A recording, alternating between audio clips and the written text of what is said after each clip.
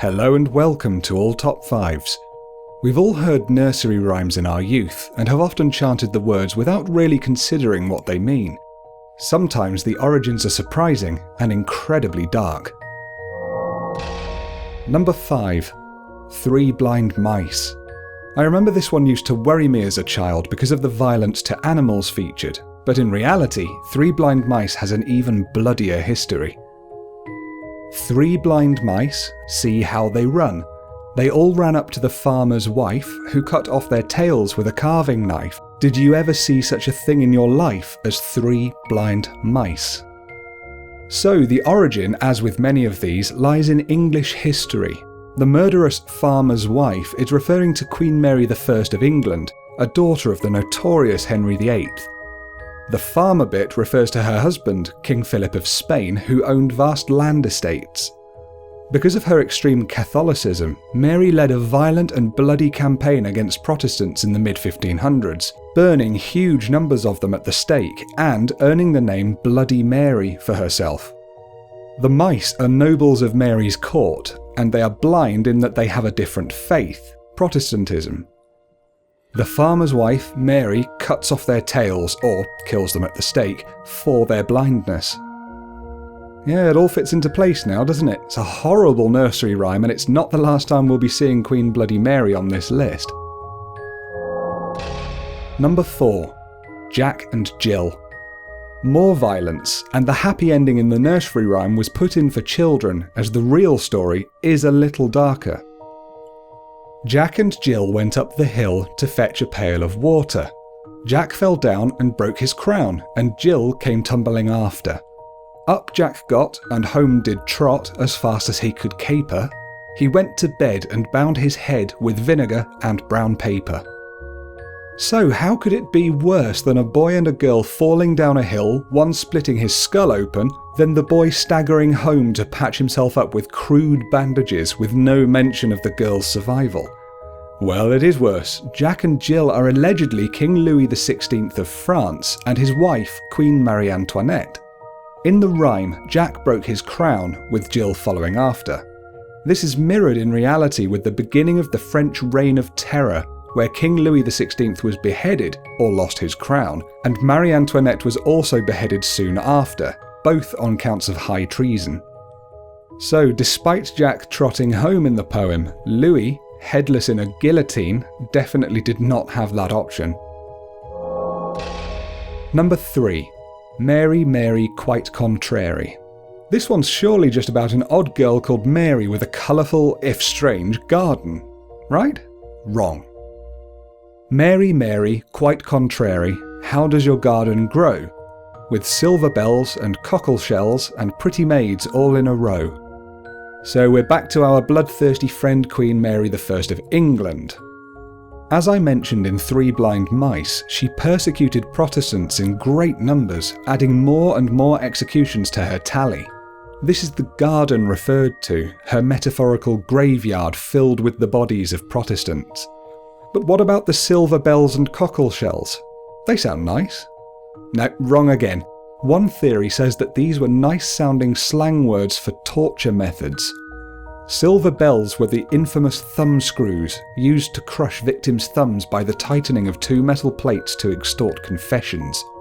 Cockle shells were even more unthinkable torture instruments, attached to the genitals. Ugh.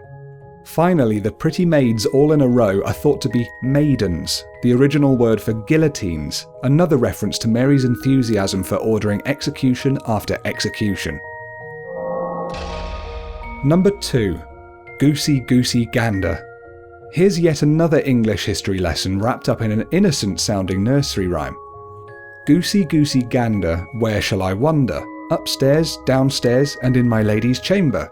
There I met an old man who wouldn't say his prayers. I took him by the left leg and threw him down the stairs.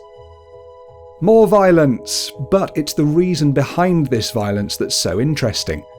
Again, we're looking at Catholicism versus Protestantism, two branches of Christianity that were at great opposition in the 16th century. Protestant zealots would scour England's towns and villages, where shall I wonder, looking for Catholic priests hiding away, be it upstairs, downstairs, in a lady's chamber. It was common for these priests to be taken in by families and hidden in priest holes, providing protection. However, as the rhyme states, once the Protestants had wandered around, they found an old man who wouldn't say his prayers. This old man refers to a Catholic priest who would have spoken all his prayers in Latin rather than in the Protestant way, English. The punishment exacted upon the priest and the family hiding him was death, though perhaps not literally throwing him down the stairs. One interesting bit is the phrase "took him by the left leg." Roman Catholics were apparently known as left-footers, so this just strengthens the interpretation of the poem. Religious wars and persecution, it's just amazing what nursery rhymes get away with. Number 1. Ring-a-ring-a Rosies. That's how I learned the name of this one, but it's also popularly known as Ring Around the Rosie, and it's perhaps one of the darkest nursery rhymes there is. Ring-a-ring-a Rosies, a pocket full of posies. A tissue, we all fall down. The other version uses ring around the rosy for the first line, and ashes, ashes for the third line. Either way, it's pretty grim. Despite being a lively children's chant to sing while dancing in a ring, this nursery rhyme, according to many, refers way back to the Great Plague of 1665. It was then that bubonic plague hammered England's capital for the final time, killing over 100,000 people, and it was only stopped by the Great Fire of London a year later, which actually destroyed all the culpable rats and their infected fleas. One of the symptoms of the bubonic plague was said to be a rose-red rash that spread across the skin, hence the ring of rosies. Posies were little bundles of herbs carried in one's pocket in order to ward off the smell of the disease and also to protect the carrier against it. A tissue is clearly a sneezing noise, alluding to the development of plague symptoms causing sneezes and coughing.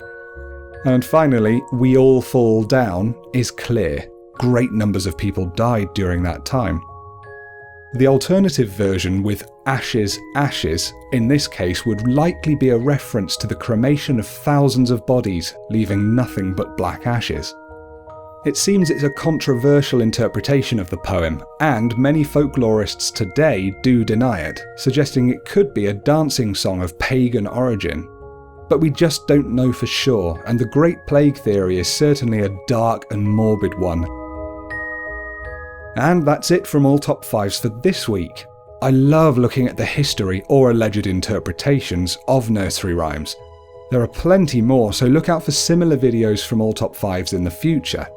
Soon I'll also be looking at fairy tales origins, dark and otherwise.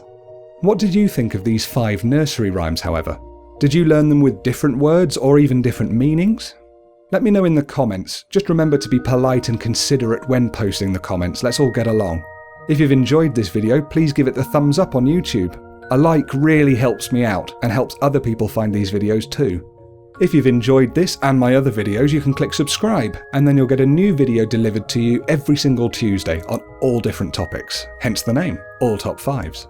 So, peace and love to each and every one of you, and I'll see you all next time on All Top 5s.